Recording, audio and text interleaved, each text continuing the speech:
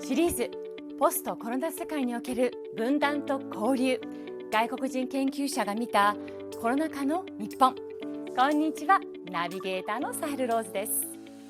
このシリーズでは日本に関する研究を行う外国人研究者の皆様をゲストにお迎えいたしまして、コロナ禍という大きな変化の中で日本社会はどのようなことを学んでいくのか、またこの経験がどんな意味を持っていくのか、専門分野からのご意見伺っていきたいと思います。お話を伺う研究者の皆さんは、国際交流基金が毎年世界中からお呼びしている日本研究フェローの方々です。今回のスピーカーはこの方です。文化人類学者の視点から若者の SNS 文化について研究を行うキンバリー・ハッセルさんです。Hello, my name is Kimberly Hassel and I am currently a Ph.D. candidate in the Department of East Asian Studies at Princeton University. So, Kimberly, what was it like to have gone through the pandemic in Tokyo, both personally and professionally? Right, so admittedly going through the pandemic alone in Tokyo was quite an overwhelming experience. I found myself quite stressed out by the general panic in the air, and that was especially palpable in supermarkets as customers were rushing to purchase necessities such as toilet paper. I also found that I lost quite a bit of sleep worrying about the safety and health of my family, as many of them were based in New York, which was devastated by COVID. So it was quite stressful tracking the pandemic both in Japan and the United States. Professionally, I think I was very intrigued by the complete digitization of my fieldwork. I could no longer meet interviewees in person, so I was conducting video interviews. And I actually found that I grew closer to my interviewees as we were going through this shared experience of surviving a pandemic together. I think the complete digitization of our lives also really made me reflect on some of the key tenets of my project, which deals with digital sociality. Thank you. So, how do you think the pandemic will affect the Japanese people and society in the long run? Right. That's a very important question. I really think that the pandemic will drive advancements in digitization. And I'm thinking particularly of heightened implementation of telework and online learning, which may actually yield some benefits for those in difficult situations. For example, those who wish to work from home while taking care of a sick family member. Of course, heightened digitization may bring about some challenges or intensify already existing ones, such as misinformation, cyberbullying, and scamming. But aside from that, I think that another potential effect will be that digital sociality will be viewed as a form of being social in and of itself, something that's not necessarily less legitimate than in-person sociality. Prior to the pandemic, a lot of interviewees had mentioned that they viewed SNS as a supplement to in-person sociality but should never replace it. I think the pandemic has challenged this view quite a bit. And finally, this isn't limited to Japan per se, but I really do think that the pandemic will motivate individuals to think of what is important to them and what do they wish to see in light of calls for a new normal. So what do we want this new normal to look like? Interesting. So what was your research about? Right. So broadly speaking, my research centers on the relationships between smartphone ownership, social networking services, or SNS, and the refiguring of sociality and selfhood in contemporary Japan. I was really interested in how users narrate their digital habits and also characterize the roles of particular SNS in their daily lives. I spoke mostly to youths, but I also spoke to adults and parents as a way to understand both how youth's usage is narrated, but also just the wide spectrum of usage across various demographics. Some themes I was looking into were privacy, intimacy, self-representation, and the pathologizing of habits. I was focusing on usage prior to COVID, but recently I've been looking at the pandemic as a kind of turning point in the digital habits and ideas that permeated my fieldwork. Fascinating. Please tell me more about it. So, due to the outbreak of COVID-19, the bulk of our social interactions have taken on digitally mediated forms, whether these forms are new or intensified. So in this talk, I would like to speak about the impact of COVID-19 on SNS usage in Japan. So first, I'll introduce some of the features that have been released on SNS as a way of addressing the disruptions caused about by the pandemic. I then introduce some user narratives and the ways users have been using these features. I then speak about some of the consequences that have arisen as a result of these new features and forms of usage. I then postulate the long-term effects that this might have on Japanese society. And finally, I conclude with some reflections I have as an anthropologist conducting fieldwork during the pandemic. Now, I'd like to emphasize that my points should be taken as stimulation for conversation and not as the final say. And I mention this not only because the pandemic is still ongoing, but also because SNS and digital habits are always shifting. So our situation may change drastically in the coming days, weeks, and months. So my aim is to highlight some themes that we should be paying attention to as the crisis continues to unfold. And I do sincerely hope that some of these points will really motivate us to think more about the embeddedness of digital technologies, especially in the context of post-COVID. So the outbreak of COVID-19 has resulted in the tragic loss of millions of lives and the deterioration of the physical and mental health of countless others.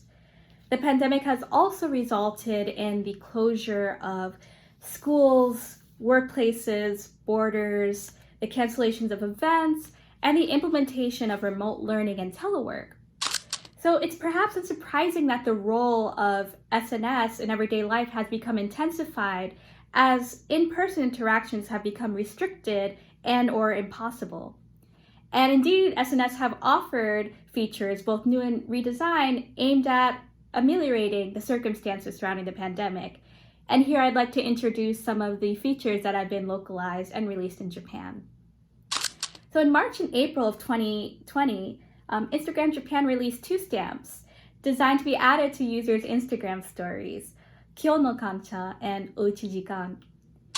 So according to the press release issued by Facebook, which owns Instagram, Kyou no Kancha is a stamp that could be used by Instagram users to add to their Instagram stories whenever they wish to demonstrate gratitude throughout the pandemic, whether that's directed towards essential workers or just the simple, small joys experienced throughout these difficult times.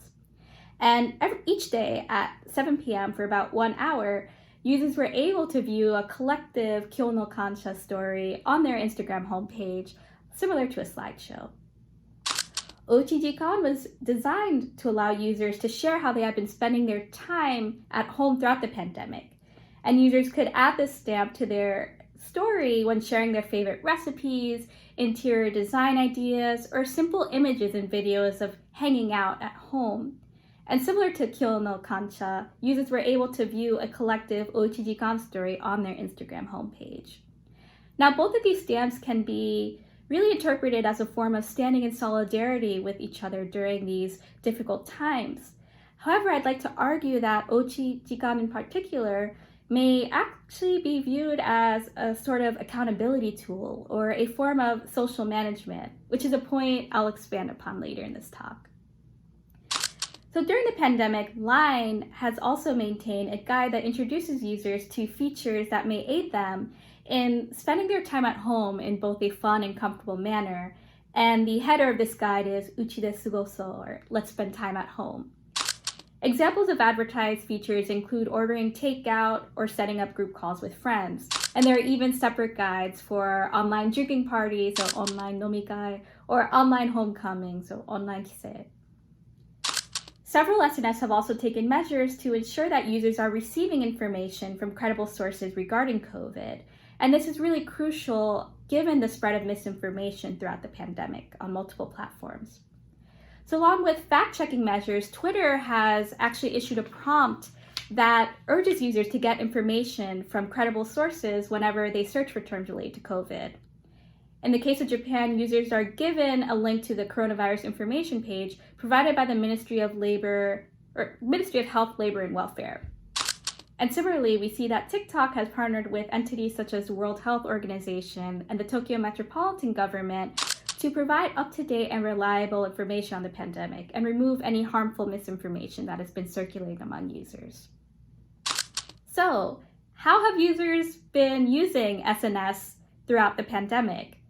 I conducted follow-up interviews with participants in my study regarding their SNS and smartphone usage during this time. Now, many of these participants were college students, but I also interviewed recent college graduates, high schoolers, and parents. When interviewing participants, I noticed that the following categories or the following themes dominated our conversations. 1, killing time. 2, acquiring information. 3, checking in on friends and family. 4, utilizing video hangouts as the closest approximation to face-to-face sociality. And 5, navigating remote work and study. So the first category, killing time, or himasurushi, is perhaps unsurprising given that the pandemic has necessitated prolonged periods of staying at home. And discussions of killing time largely centered on playing games and watching videos, but also involved video-centric SNS, such as YouTube and TikTok. SNS have also constituted an important source of information for those who do not necessarily have access to television, radios, and other electronic media. And the ability to access information at any time has proven to be a valuable affordance of social media, SNS. Many interviewees also spoke of their friends' SNS profiles as helpful sources of information. Interviewees mentioned that SNS have also been helpful avenues for ensuring that their friends and family are safe and in good health. Instagram stories in particular were cited as helpful in that they offer snapshots of daily activities. Direct messaging on both Instagram and Line were also cited as helpful tools for staying in touch. Many interviewees mentioned that prior to the outbreak of COVID, they actually had not really used video chat functions, as they could simply meet with their friends face-to-face. Furthermore, audio calls seem to be an appealing alternative to the sometimes embarrassing nature of video chats. However, many interviewees actually found themselves adopting video chats into their daily lives throughout the pandemic in new and creative ways. Video hangouts online and Zoom were narrated by interviewees as the closest to face-to-face communication that they could achieve. And examples of video hangouts include online drinking parties, online morning activities, or asakatsu, and group foreign language practice, shaberikai. And finally, nearly all participants spoke of the recent digitization of their work and study lives. And at times this involved a leakage into their SNS usage, as interviewees suddenly found themselves exchanging line messages with their bosses, with their teachers, and with their colleagues. Students listed Zoom as the primary form of online learning, although many also spoke of teachers using SNS such as YouTube for class materials. So, although helpful, SNS usage during the pandemic does have negative components. First, digitally mediated sociality can leave much to be desired. Many interviewees lamented that speaking to friends via SNS is enough for now, given the circumstances, but they miss in-person interactions. And many interviewees cited a desire to share the same space or kukan as their friends.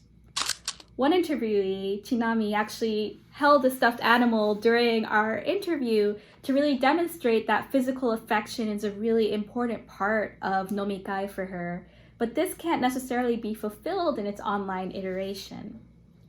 Other interviewees also spoke about the difficulties of navigating the flow of conversations in video chats, the inability to read the room or read faces, and also the inability to discern when it is okay to leave a video chat. Spending more time on SNS can also be detrimental, especially during the pandemic. Some interviewees spoke about the inability to escape news about the pandemic whenever they used SNS. While this is not necessarily always a bad thing, it can have consequences for those who are already struggling with mental health as a result of the pandemic. Some interviewees also admitted to refraining from looking at certain posts since the outbreak of COVID. More time on SNS in the form of killing time can also impact sleep schedules. In response to her son's prolonged smartphone usage on SNS, such as TikTok and YouTube, One mother exclaimed during her interview, "Smartphone virus is scarier than coronavirus," which really highlights this kind of negative impact on health.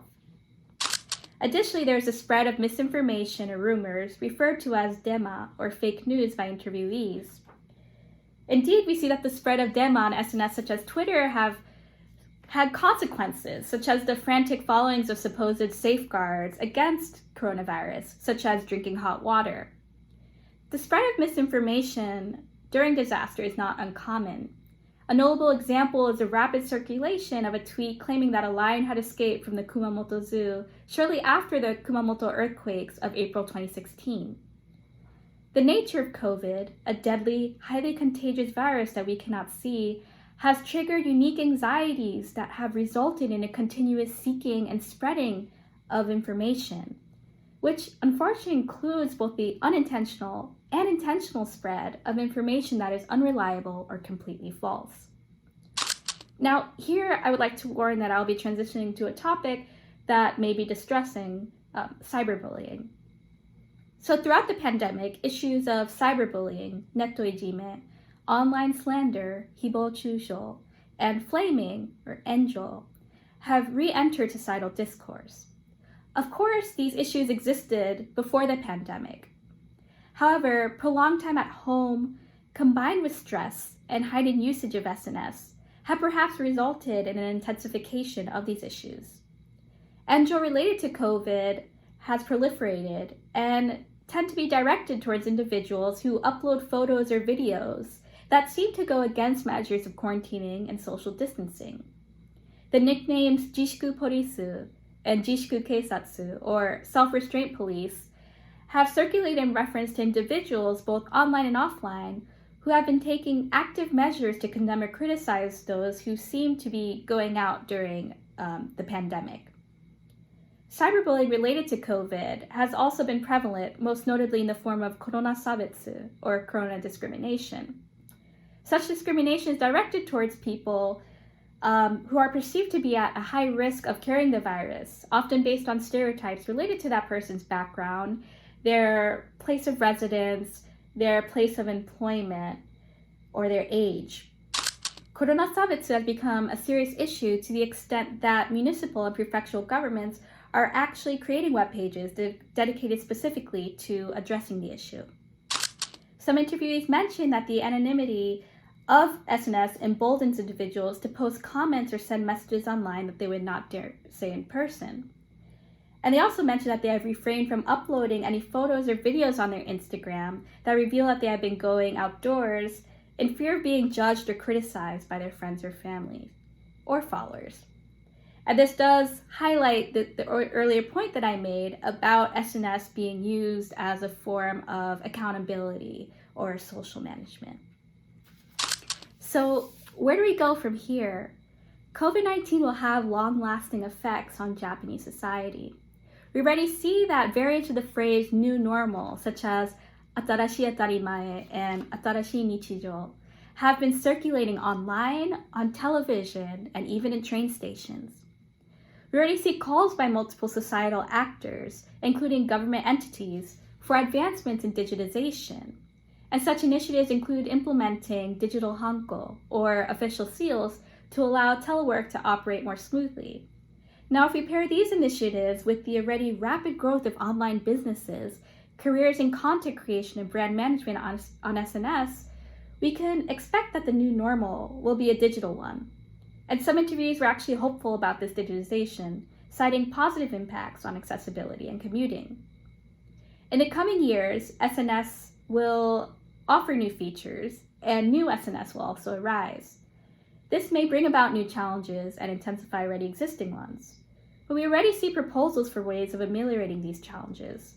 For example, lawmakers have been discussing the possibility of asking data and internet providers to provide the personal information of cyberbullies to authorities and legal entities. However, legal concerns centering on privacy do constitute core obstacles to the development and implementation of this legislation. In interviews, I always ask interviewees to conclude with a message that they would like to share to those reading my dissertation. And all of these messages have centered on one theme: the importance of using SNS correctly, of not abusing these platforms. We see that the affordances offered by SNS are very helpful.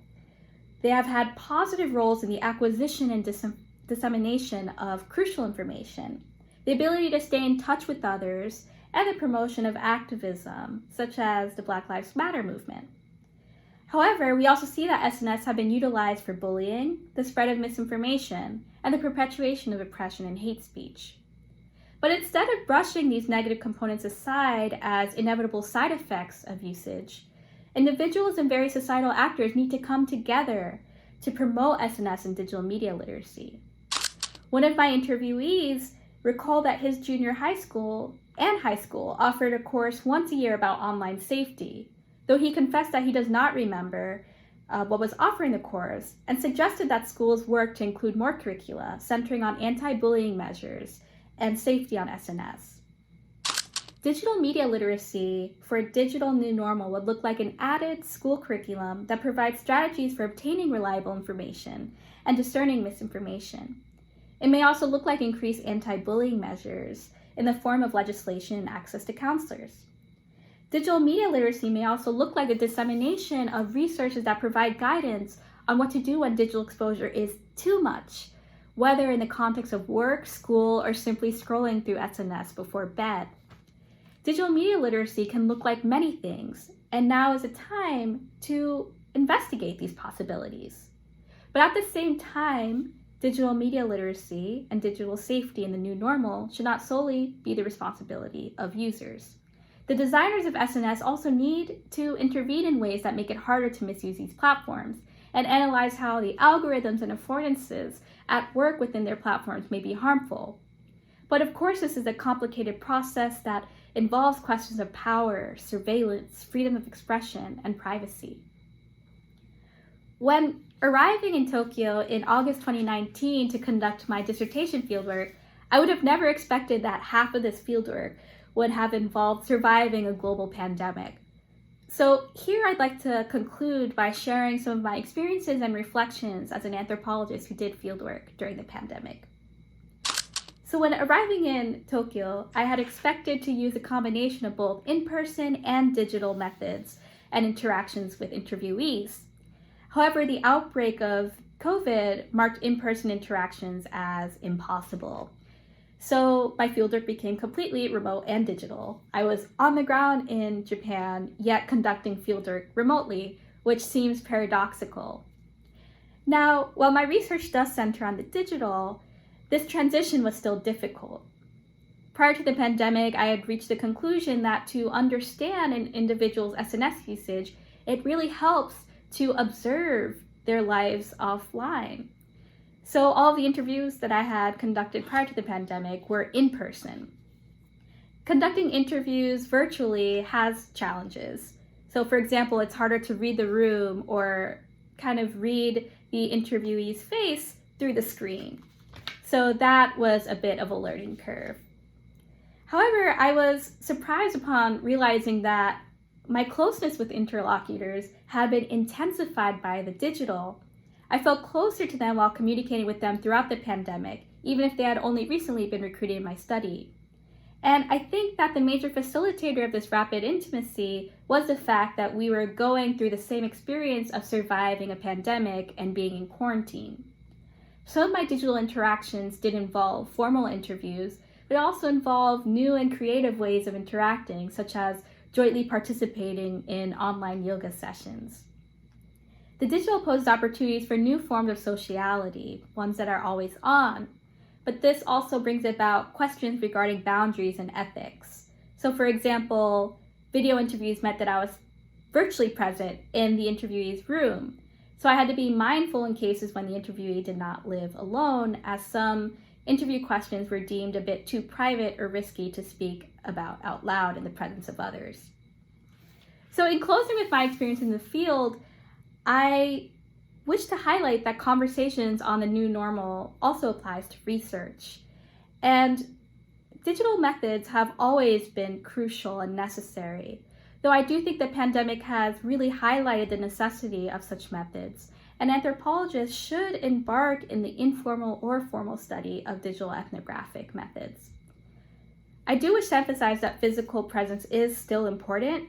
Being on the ground in Tokyo was helpful in that I could stay on the pulse of current events in the country with relative ease, and I also did not have to worry about time differences when messaging interviewees. So both physical presence along with the digital are both still very important. We are still in the midst of COVID-19, and it's uncertain when we will emerge from this difficult global moment. As we take the time to rest and reflect on the situation, I really hope that we also take the time to envision what we want this new normal to look like. And I hope that my talking points have really initiated some conversation and reflection. Thank you so much for listening. いかがだったでしょうか。シリーズポストコロナ世界における分断と交流、外国人研究者が見たコロナ禍の日本、次回もぜひご覧くださいね。ナビゲーターはサヘル・ローズでした。